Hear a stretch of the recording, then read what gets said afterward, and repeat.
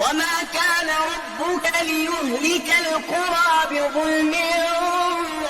وأهلها مصلحون ولو شاء ربك لجعل الناس أمة واحدة ولا يزالون مختلفين إلا من رحم ربك ولذلك خلقهم وتمت كلمة ربك لأملأن جهنم من الجنة والناس أجمعين وكلا نقص عليك من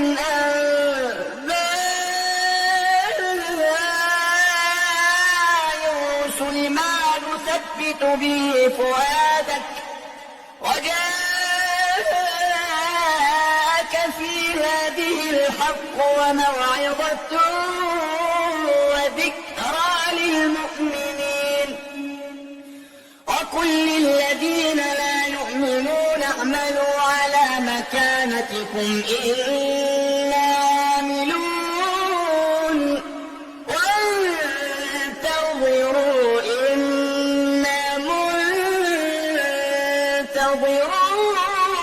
منتظرون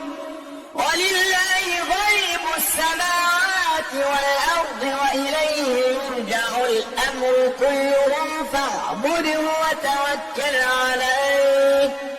وما ربك بغافل